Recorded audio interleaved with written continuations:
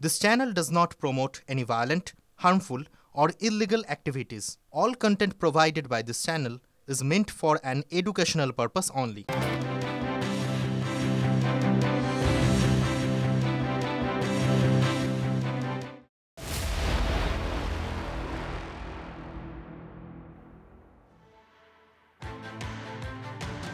আর শুরুতেই সন্ধ্যা super prime টাইমে এই মুহূর্তে আমরা যে খবরে নজর রাখবো, অপেক্ষা আর মাত্র 12 ঘন্টার।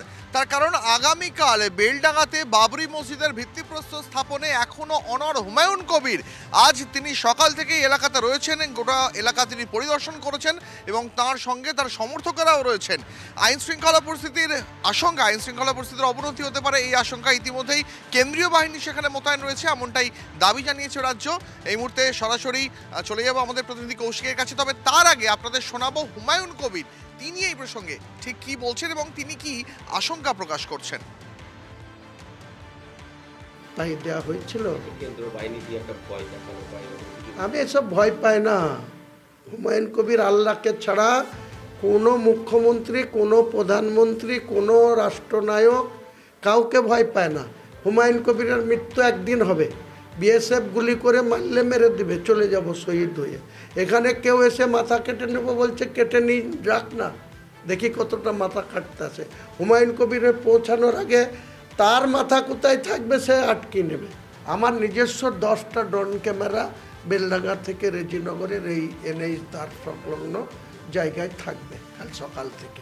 ড্রোন ক্যামেরাতে সব কে কি করছে, কে আইন ভাঙছে না কে ওখানে কনস্টিটিউশনসি করছে, কেউ ভেতরে লোক ঢুকিয়ে দিয়ে এখানে গন্ডগোল লাগান, তাকে বাড়ি থেকে ধরে নিয়ে আসবে। হ্যাঁ, এখানে তৃণমূলের অনেক খেলা আছে, তৃণমূল অনেক খেলা খেলছে রাজ্যপালকে কনফিডেন্সে নিয়ে।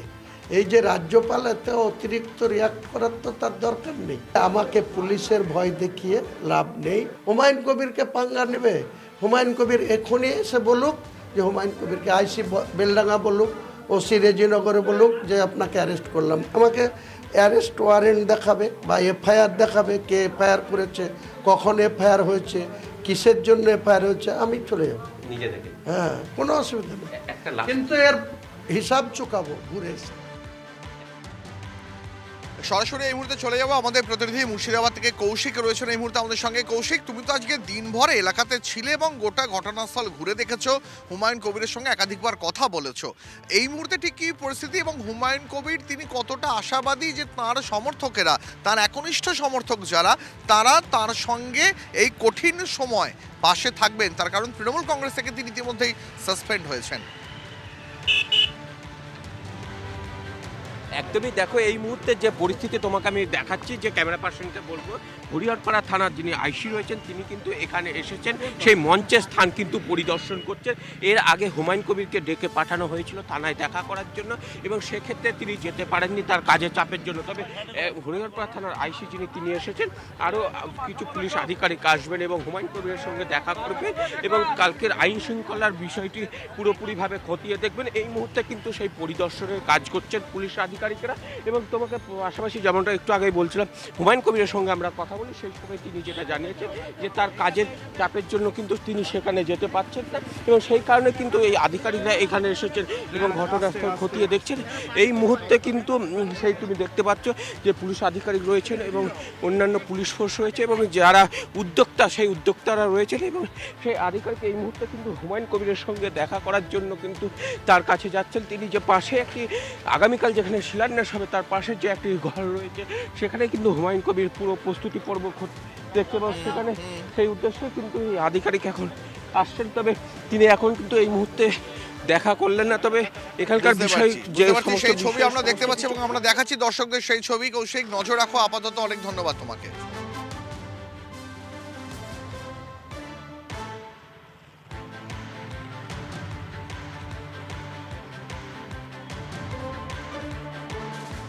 আগুন নিয়ে খেলছেন হুমায়ুন কবির, গোটা দেশের মানুষ চিন্তিত, এমনই দাবি বিজেপি নেতা সচল ঘোষের। শোনাবো আপনাদের। হুমায়ুন কবির যে আগুনটা নিয়ে খেলছেন, কত বড় মন্দির হবে বা কত বড় মসজিদ হবে সেটা বড় কথা নয়, বাবরের সঙ্গে এর কোনো সম্পর্কও নেই এটাও বড় কথা নয়। কিন্তু নামটা এত সেন্সিটিভ, এটার থেকে কি রিয়াকশান হবে এবং সেই রিয়াকশান স্ফুলিঙ্গের মতন কোথা থেকে কতদূর ছড়িয়ে পড়বে, এটা নিয়ে ভারতবর্ষের মানুষ চিন্তিত।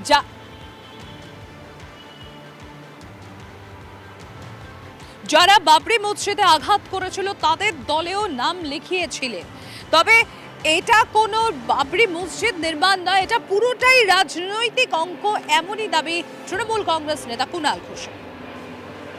নির্মাণ প্রক্রিয়ার মধ্যে যদি ধর্মের নাম করে রাজনৈতিক অঙ্ক দেখানোর প্রবণতাটা প্রকাশ্যে এসে যায়, বাবরি মসজিদের প্রতি এত শ্রদ্ধা, তাহলে ভারতবর্ষের ধর্মনিরপেক্ষ স্পিরিটে একটা ভয়ঙ্কর আঘাত ছিল। সেই বিজেপিতেও যারা গেছিল, তো তারা আবার কেউ যদি বলে আমি আজ বাবরি মসজিদ করছি, তাহলে কি সেটা ধর্মের প্রতি বা সেখানে কি রাজনৈতিক কোনো অঙ্ক? তো মানুষের কাছে কি একটা প্রশ্ন আসবে না? এদিকে অর্জুন সিং আবার পাল্টা কটাক্ষ করছেন হুমায়ুন কবিরকে। কি বলছেন বিজেপির প্রাক্তন সাংসদ? তিনি বলছেন যে আবারও তৃণমূল কংগ্রেসেই ফিরে যাবেন এই হুমায়ুন কবির। শোনাই আপনাদের। ও কোনোদিন হুমায়ুন বাবরি মসজিদ বানাতে পারবে না। বাবরি মসজিদ বানাতে গেলে বাবার কাছে পাঠিয়ে দেবো আমরা। ভারতবর্ষের সংবিধান অনুযায়ী মসজিদ কেউ বানাতে পারে, তাতে কোনো ধর্মের লোকের কোনো আপত্তি নেই। কিন্তু বাবরি নাম দিয়ে আপনি বানাবেন, তার মানে আপনি সরাসরি হিট করছেন সংবিধানকে। কিন্তু মমতা ব্যানার্জি তিনটে ইস্যুকে গুলিয়ে দেওয়ার জন্য এই ইস্যুটা দাঁড় করিয়েছেন। আর দেখবেন কিছুদিন পরে এই হুমায়ুন কবির মমতা ব্যানার্জির কাছে যাবে আর বলবে আমাদের বোঝাপড়া হয়ে গেছে, আমরা ভুল বুঝাবুঝি ছিল, তো মিটে গেছে। একটা সময় তো আসবে কি আমার মিথ্যা কথা বা ওনার মিথ্যা কথা লোক বুঝতে পারবে। লোক যখন বুঝতে পেরেছে তখন এই বাবরি প্রকরণ চালু হলো। Humayun Kabir frontman of the Mamata Banerjee নিজেই স্বীকার করেছেন যে বাবরি মসজিদ ওনার উদ্দেশ্য নয়, ওনার আসল উদ্দেশ্য তৃণমূলকে ধাক্কা দেওয়া। কারণ তৃণমূলের ব্লক সভাপতি ওনার সাথে বনিবনা হচ্ছে না, উনি মন্ত্রী হতে চাইছেন, ওনাকে মন্ত্রী করা হয়নি। আসলে সমস্যাটা অন্যখানে। কোন হুমায়ুন বলছেন বাবরি মসজিদ বানানোর কথা, যিনি 2019 সালে বিজেপির প্রার্থী হয়ে নরেন্দ্র মোদীকে ভোট দিয়ে দেশের প্রধানমন্ত্রী করবার আবেদন জানিয়েছেন? সেই হুমায়ুনের মুখে বাবরি মসজিদ বানানোর কথা শুনলে বাংলার সংখ্যালঘু মুসলমানরা একটা জিনিসই তাদের মনে হয়েছে, বেড়ালকে বলেছে মাছ পাহারা দেওয়ার কথা। তো হুমায়ুনের মতোই বেড়াল তপস্বীরা তারা যদি মাছ পাহারা দিতে যায়, তাহলে মুখে বাবরি মসজিদের কথা বলতে হবে। আসলে এদের উদ্দেশ্যটা রাজনৈতিক। সংখ্যালঘু মানুষরাও ধরে ফেলেছেন, তার জন্য যে কোথাও পাত্তা পাচ্ছেন না। এই নন এন্টিটিকে গুরুত্ব দেবো কেন আমরা? মুর্শিদাবাদে হুমায়ুনের মসজিদ ইস্যুতে হস্তক্ষেপ করল না কোর্ট। যেমনটা জানা যাচ্ছে, বলা হয়েছে শান্তি বজায় রাখার দায়িত্ব রাজ্যের, বুঝিয়ে দিল কলকাতা হাইকোর্ট। সম্প্রীতি নষ্টের আশঙ্কা প্রকাশ বিকাশ রঞ্জনের। রাজ্যকে সাধারণ মানুষের নিরাপত্তা নিশ্চিত করার নির্দেশ হাইকোর্টের। পরিস্থিতি নিয়ন্ত্রণে রাখতে ইতিমধ্যেই 19 কোম্পানি কেন্দ্রীয় বাহিনী মোতায়েন হয়েছে, আদালতে জানালেন রাজ্যের আইনজীবী।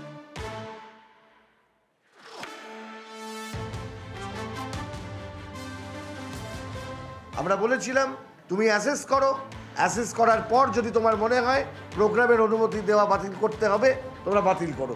আজকে প্রথম থেকে আদালত পজিটিভ অ্যাপ্রোচে রাজ্য সরকারের কাছ থেকে আন্ডারটেকিং নিয়েছেন যে তারা প্রোগ্রাম করবেন, তারা কন্ট্রোল করবেন ল অ্যান্ড অর্ডার। তাতে তারা প্রোগ্রাম করাবেন কি করাবেন না, প্রোগ্রাম হবে কি হবে না, সেটা সরকারকে ঠিক করতে হবে। এটা আদালত কিছু বলতে পারেন না এ বিষয়ে। যেখানে রাজ্য সরকারের দায়িত্ব আছে, সাংবিধানিক কর্তব্য যে আইন শৃঙ্খলা রক্ষা করতে হবে। রাজ্য সরকারকে যেটা অর্ডার দেওয়া হয়েছে যে to see that the law and order situation doesn't deteriorates, doesn't creates a situation of any kind of communal disharmony, সেটা রাজ্য সরকার বলেছেন যে তারা ইনশিওর করবেন। এবং সেন্ট্রাল গভর্নমেন্ট থেকে যেটা বলা হয়েছে যে অলরেডি যেহেতু মে মাসের এই বছরে যে কমিউনাল রাইটটা হয়েছিল, সেটার পরিপ্রেক্ষিতে 19 company central forces already being diploid in Murshidabad, সেটা ওটা কন্টিনিউ হবে। তো ওই পরিপ্রেক্ষিতে আমরা অলরেডি একটা আন্ডারটেকিং দিয়েছি যে আমরা চাই যে সৌহার্দ্য বজায় রেখে কালকের যে শিলান্যাসটি হবে বাবরি মসজিদে, সেটা আমরা বজায় রাখব। হাইকোর্টের রায়কে স্বাগত জানিয়েছেন হুমায়ুন কবির। তার পাশাপাশি হুঁশিয়ারিও দিয়ে রেখেছেন প্রশাসনের তরফে যদি কোনোভাবে বাবরি মসজিদের ভিত্তিপ্রস্তর স্থাপনে বাধা দেওয়ার চেষ্টা করা হয় তাহলে সেই চেষ্টা তিনি মানবেন না, এমন ইঙ্গিত দিয়ে রেখেছেন তৃণমূল কংগ্রেস থেকে সাসপেন্ড হওয়া হুমায়ুন কবির। এর পাশাপাশি তিনি আশঙ্কাও প্রকাশ করেছেন তৃণমূল কংগ্রেস লোক ঢুকিয়ে এই গোটা অনুষ্ঠানের মধ্যে সেখানে অশান্তি তৈরি করার চেষ্টা করতে পারে। অনারেবল হাইকোর্ট মনে করেছেন যে আমি ন্যায় পথে আছি, আমার অধিকার আছে মসজিদ বানানো, তাই ওনারা আমাকে তো কোনো, আমি অনারেবল হাইকোর্টের কাছে যতদিন এর আগেও বিচার পেয়েছি, আমি বাহিনী এসছে, আমি স্বাগত জানাচ্ছি। ল অ্যান্ড অর্ডার দেখুক ওনারা। আমি আশা করছি হাইকোর্ট, অনারেবল হাইকোর্ট যখন বলেছে যে আমি কোনো বেআইনি কাজ করছি না, আমি কনস্টিটিউশনকে সামনে রেখে এটা মসজিদ করছি, স্বাভাবিকভাবেই এখানে রাজ্য প্রশাসন আমাকে হেল্প করবে এবং এছাড়া আমার 2000 ভলেন্টিয়ার থাকবে এই এলাকার। আমার নিজস্ব 10টা ড্রোন ক্যামেরা বেলডাঙ্গা থেকে রেজিনগরের এই এনএইচ তার সংলগ্ন জায়গায় থাকবে কাল সকাল থেকে। ড্রোন ক্যামেরাতে সব কে কি করছে, কে আইন ভাঙছে না কে ওখানে কনস্টিটিউশনসি করছে, কেউ ভেতরে লোক ঢুকিয়ে দিয়ে এখানে গন্ডগোল লাগান, তাকে বাড়ি থেকে ধরে নিয়ে আসবে। হ্যাঁ, এখানে তৃণমূলের অনেক খেলা আছে। অনুষ্ঠান করতে না বলার কোনো প্রশ্নই নেই। যদি বলে সেটা ইগনোর করব। যে কোনো জায়গাকে বাবরি মসজিদ বললেই সেটা বাবরি মসজিদ হয়ে যায় না। বাবরি মসজিদ একটাই, ভারতবর্ষের সংখ্যালঘুদের আস্থা ও বিশ্বাসের কেন্দ্রস্থল। বরং এটা করে হুমায়ুন যেটা করছেন, সংখ্যালঘুদের সেই আস্থা এবং বিশ্বাসে আঘাত দিচ্ছেন। স্বাভাবিকভাবে আমরা কখনোই চাইব না এটা নিয়ে কোনো অপ্রীতিকর পরিস্থিতির তৈরি হোক। তার জন্য যদি কেন্দ্রীয় বাহিনীও মোতায়েন হয়, তো কেন্দ্রীয় সরকারের বাহিনী তো আমরা চাইব যাতে শান্তি এবং সৌহার্দ্যের বাতাবরণ সেটা বজায় থাকে। তার জন্য রাজ্য সরকার যা যা প্রিভেন্টিভ মেজার নেওয়ার নিয়েছে। ছুঁচো মেরে হাতগন্ধ করার রাজনীতি আমাদের করার প্রয়োজন নেই। হুমায়ুন কবির বিদ্রোহী হওয়ার পিছনে বিজেপির উস্কানি দেখছে তৃণমূল কংগ্রেস। গতকাল ফরহাদ হাকিম এই অভিযোগ করার পর আজ আবারও সেই একই দাবি করল তৃণমূল কংগ্রেস। পাল্টা জবাব দিয়েছে বিজেপিও। বাড়ি হচ্ছে রেজিনগর, তার বিধানসভা ভরতপুর। তো রেজিনগর ভরতপুর কোথাওই মসজিদ না করে হঠাৎ করে বেলডাঙ্গায় কেন মসজিদ করার উদ্যোগ নিতে হবে? কেন কার্তিক মহারাজদের দাঙ্গা বাঁধানোর সুবিধা করিয়ে দিতে হবে? আর এই প্রসঙ্গে কার্তিক মহারাজ চুপ কেন? কেন সোচ্চার তার মুখ থেকে কোনো কথা শুনতে পাওয়া যাচ্ছে না? আসলে সব ওই মৌলবাদরা গুয়ের এপিট আর ওপিট, সেটা হিন্দু মৌলবাদ হোক কার্তিক মহারাজদের বা মুসলমান মৌলবাদ হোক এই হুমায়ুন কবিরদের। মৌলবাদীদের জন্য একটাই রাস্তা, আবর্জনার আস্তাকুর। বিজেপি নিজের পায়ের উপরে এতটাই শক্তি অর্জন করবার চেষ্টা করছে যে কে চাইছে না চাইছে এটা বড় বিষয় নয়। ভারতীয় জনতা পার্টি নিজের ক্ষমতার জোরেই এই রাজ্যে পরিবর্তন আনবে এবং রাজ্যে ভারতীয় জনতা পার্টির মুখ্যমন্ত্রীকে প্রতিষ্ঠিত করবে।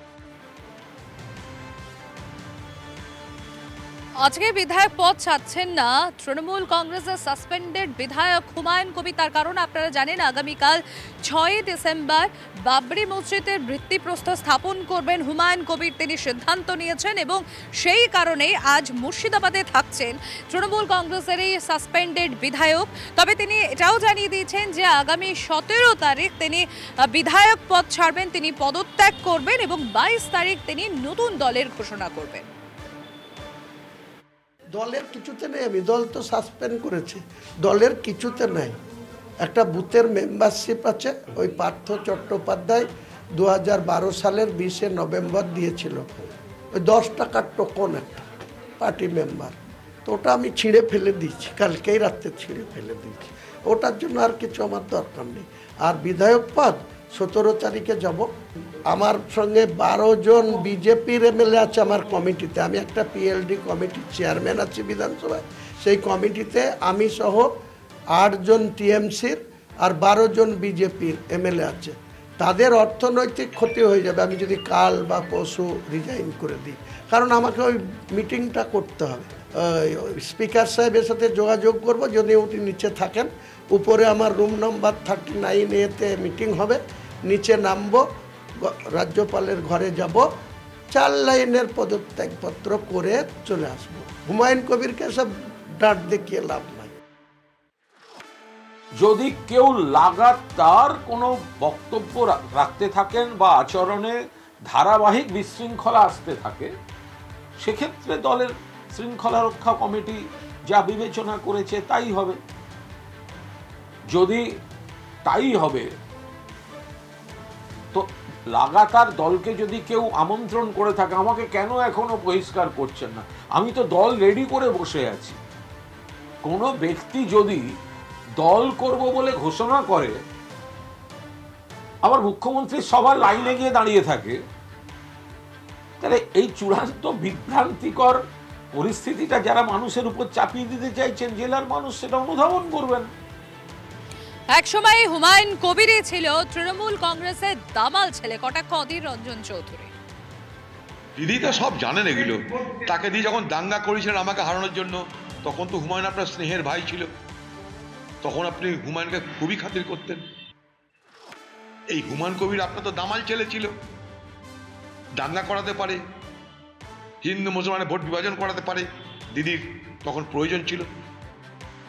দাঙ্গা করালো, দিদি একটাও তার বিরুদ্ধে বলেননি এটা ঠিক হলো না। অভিষেক মানে তার ভাই খোকাবাবু নাকি তাকে জিজ্ঞেস করেছিল কেন দাঙ্গা হলো, বলছে তোমার পিসিকে জিজ্ঞেস করো। পিসি যে কি জিনিস বাংলা মানুষ ধীরে ধীরে বুঝবে।